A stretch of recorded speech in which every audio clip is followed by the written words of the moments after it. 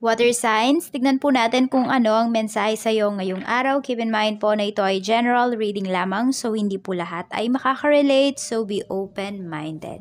Tignan po natin ano ang mensahe spirit guide for water signs. Summer. Hinihintay nyo ba yung summer? Meron ba kayong mga plans pagdating sa summertime? Some of you parang mas excited pa kayo sa summertime kaysa sa holiday season. Sa Christmas, New Year, ganyan. So, pwedeng may inaabangan kayo na event, may inaabangan kayo na pagkikita, water signs in summertime. Tignan po natin kung ano pa ang mensahe para sa'yo. Spirit guide, mensahe pa po natin. We have a blessing for unity where once there was division. Yan. Meron nga, mukhang may pag-aayos na mangyayari, may pag-uusap. Hindi naman konfrontasyon na mangyayari, pero magkakaharap kayo dito. Merong reconciliation na mangyayari. Pwedeng ito ay pagdating sa family mo. Some of you naman po pagdating to sa love life mo. Tignan natin ano pa po ang mensahe, Spirit Guide. We have, I can stop thinking about you. Ayan, meron dito nag-overthink na kakaisip sa'yo or ikaw tong nag-iisip sa person mo kasi pwedeng meron dito nagpaplano kayo na mag-meet sa summertime. Nourish yourself. Alagaan nyo daw yung inyong sarili. Meron ba kayong binabago pagdating sa routine po ninyo? Sleeping pattern, sa pagkain po ninyo, sa mga iniinom ninyo. Baka meron dito before mahilig kayong uminom ng mga nasa Tetra Pak, ng mga nasa mga soft drinks. Ngayon, pwedeng more on water. Ayan po, more on water yung iniinom ninyo. Tignan natin. We have a blessing of the waters. Ayan, mas connect, diba? Sabi ko, more on tubig yung iniinom ninyo dito. Ayan po. So, stay hydrated ngayong araw na ito. And nakita ko din kasi you are connected with your emotions, water signs. So, pwedeng mas nakokontrol mo kung ano yung nararamdaman mo ngayon. Kung nagiging overwhelming yung mga nangyayari sa life mo, pwedeng yung reactions mo, nakokontrol mo siya. Tingnan natin kung ano pa yung pwedeng mangyari sa'yo ngayong araw na ito. Spirit Guide, ano pa po ang pwedeng mangyari kay water signs ngayong araw? We have 9 of, ayan, nag-overthink talaga yung iba sa inyo. Parang nahihirapan kayo makatulog. Ayan po, puyat yung iba sa inyo. Nag-overthink.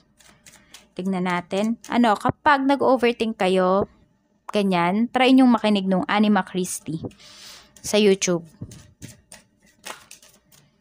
Kasi pwedeng yung iba po sa inyo, pwedeng may bumabagabag talaga sa inyo na spirits, ganyan. Ace of Swords. Pwedeng ito, meron lang kayong kailangan kausapin, meron lang po kayong kailangan masabihan nung naiisip ninyo. Parang ilabas nyo po yan. Oo, kunwari nag-overthink kayo, anong oras na? 'Di ba? Kung meron kayong makakausap, try nyo pong makipag-usap para ma-release ninyo yung inyong mga naiisip. Or kung wala naman po kayong makakausap na tao, try nyo pong isulat yung nasa isipan ninyo.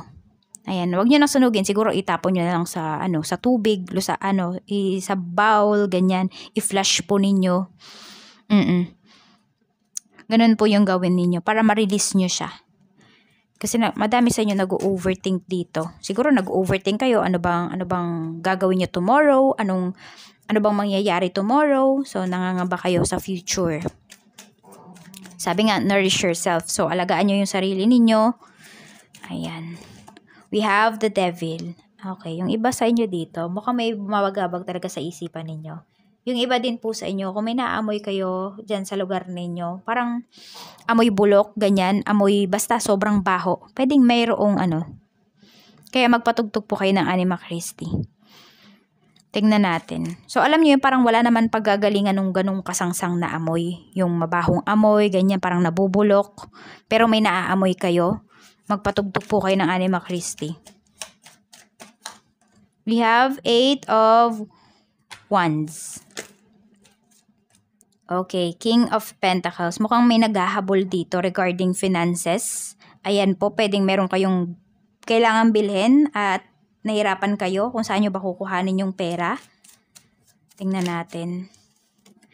Merong mga dumarating na pera sa inyo, water signs, pero parang ang bilis niya lang nauubos. Siguro, dahil sa needs ninyo, sa mga pangangailangan talaga, Meron naman dito, pwedeng nagfo-focus sa luho.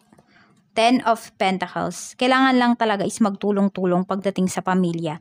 Pagdating sa mga gastusin po. Ayan, ano ba yung matutulong ninyo pagdating sa inyong mga asawa, pagdating sa parents ninyo?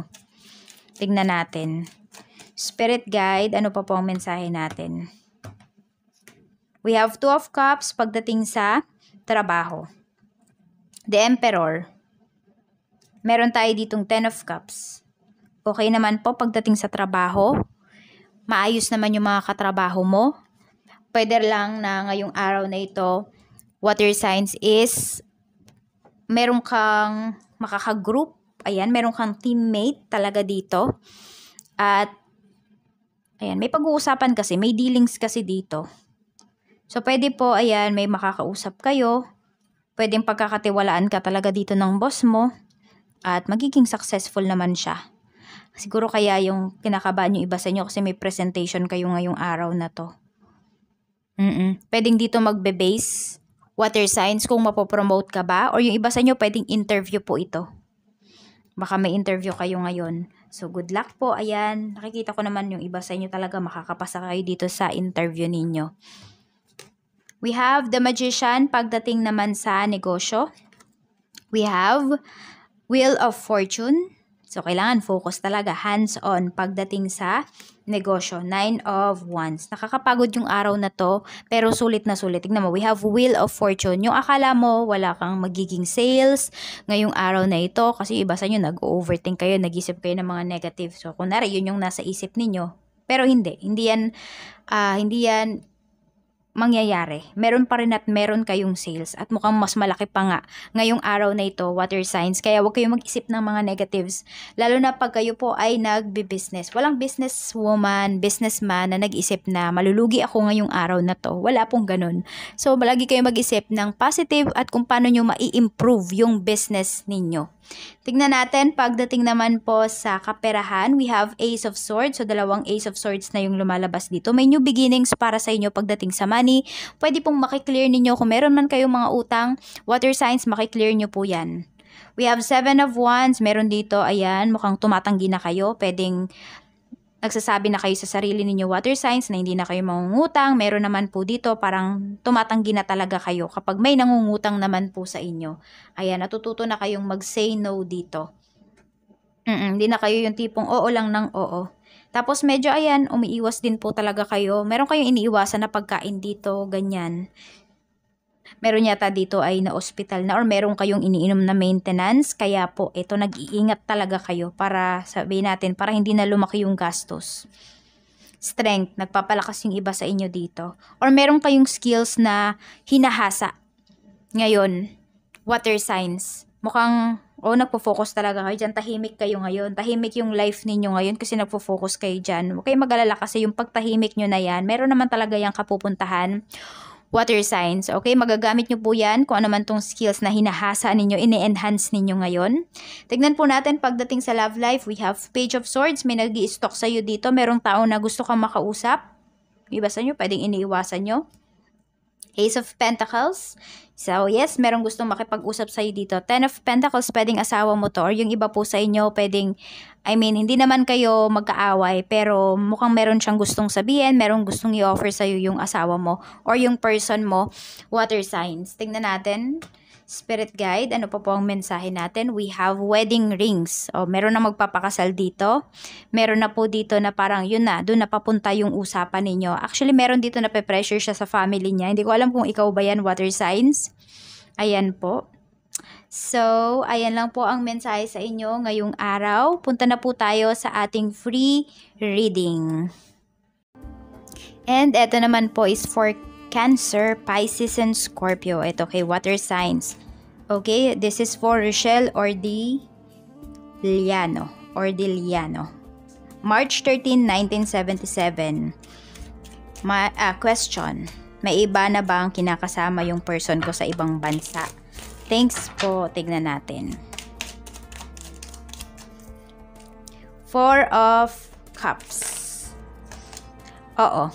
Kasi parang mahihirapan siya regarding sa work, regarding sa pagstay niya doon kung wala.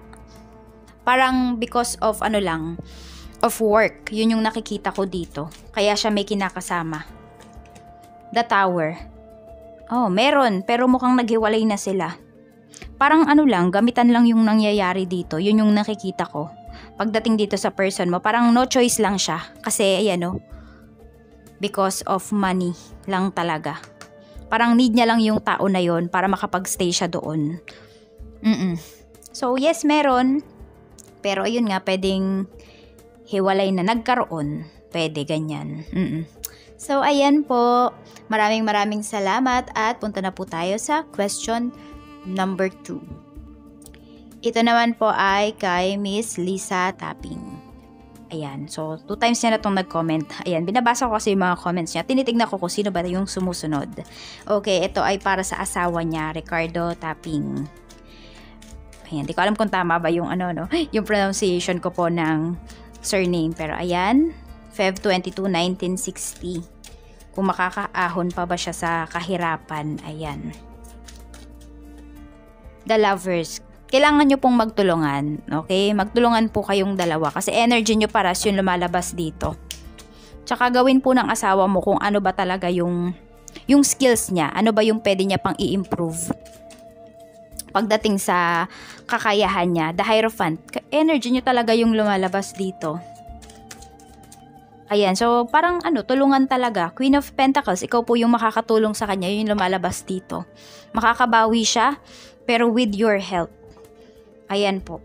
So pwedeng moral support, or yung mga parang words of affirmation mo po pagdating sa asawa mo, makakatulong yun talaga sa kanya. Parang kailangan mong palakasin yung loob niya. Kasi nakikita ko naman dito, kaya niya talagang makabawi. Ayan, enhance niya lang po yung skills niya.